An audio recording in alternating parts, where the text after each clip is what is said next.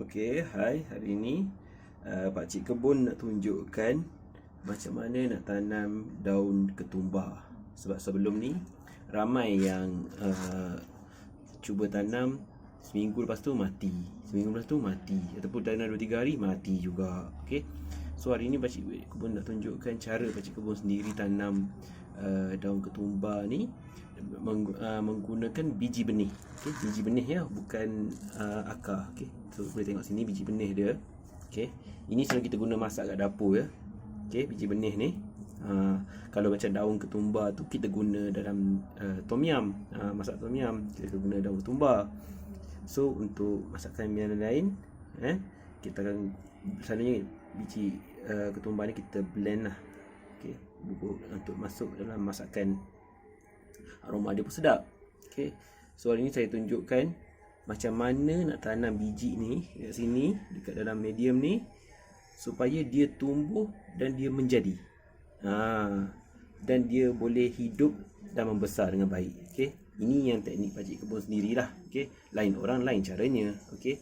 Ini yang pakcik kebun sendiri buat dan pakcik kebun berjaya. Okey.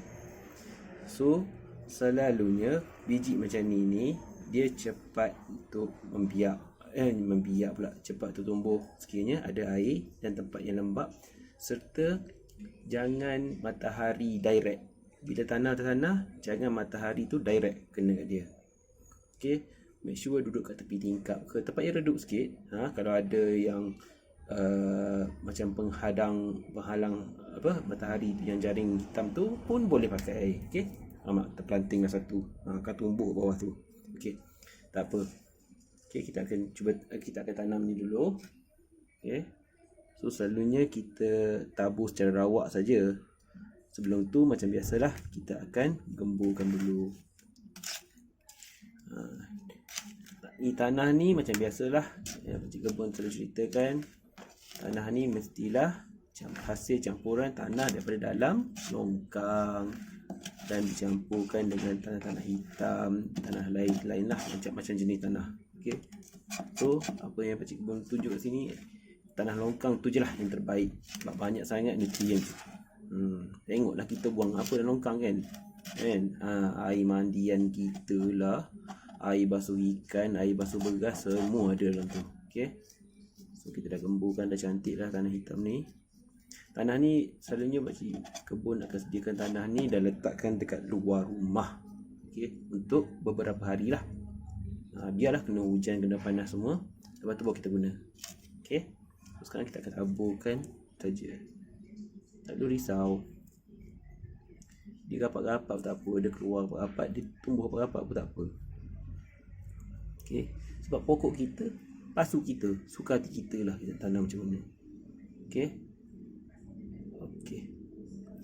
Okey, so sekarang kita akan tutup. Macam biasa tutup je. Tak perlu dedahkan dia. Okey. Untuk dia tumbuh. Okey.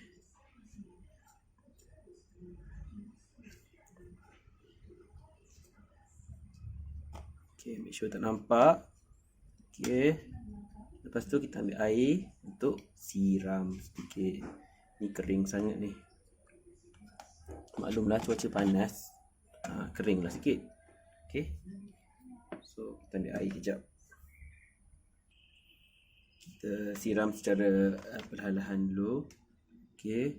Let's say ada yang terdedah nanti, kita just rendamkan balik je dia. Benamkan balik dalam tanah. Ada dah terdedah. Ya.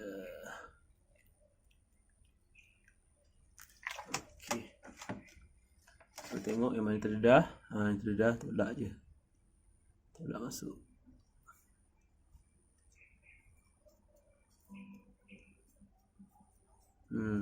Soalnya pakcik kebun akan tekankan supaya kalau boleh biar dia berada kat bahagian tengah-tengah. Okey.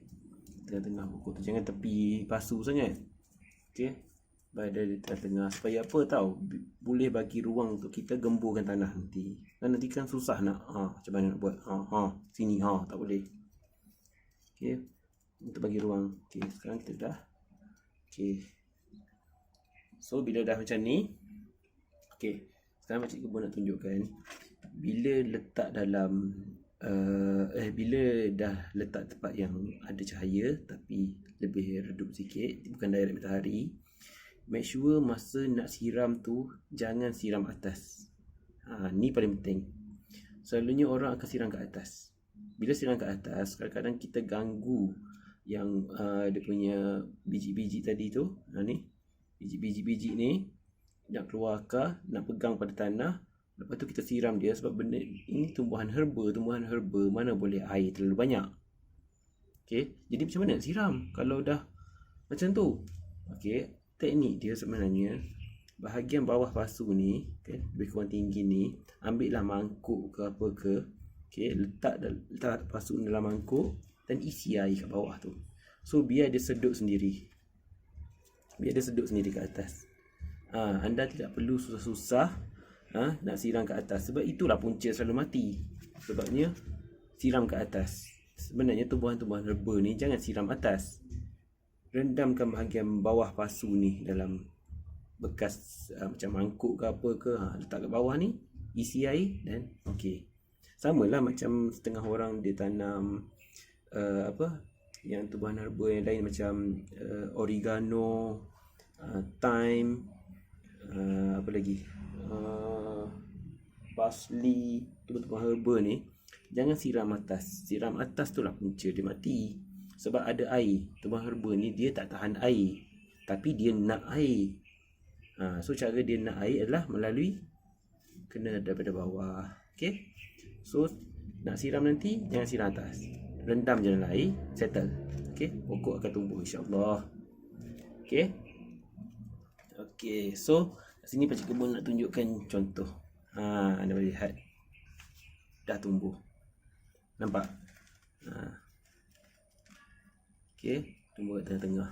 So sebab satu Pakcik Kebun just tabur kat tengah je sebab nak buat test kan. Nak test kalau tengah-tengah saja jadi tak? Jadi juga. Ni antara uji kaji yang berjaya. Yang uji kaji tak berjaya tu pun ada. Yang biji benih tak berjambah pun ada. Kena berusaha lah baru berjaya. So boleh tengok sini banyak nak pokok ni. Ada 1, 2, 3, banyak. So ini bila macam ni, nak siram macam ni salah. Okey, rendamkan kat bawah. Okey, rendamkan kat bawah tu, nampak basah tu, tempat rendaman. So rendam di bawah biar dia sedut sendiri. Okey, biar dia sedut sendiri. So boleh tengok anak pokok dia kecil-kecil lagi. Okey, cantik. So inilah dia teknik tanam daun ketumbar. Okey, so boleh share nanti, tengok, tanya kawan-kawan. Kalau ada teknik orang lain lebih hebat, tak apa, follow teknik dia. Ni teknik Pakcik Kebun sendiri. Anda nak cuba, boleh cuba.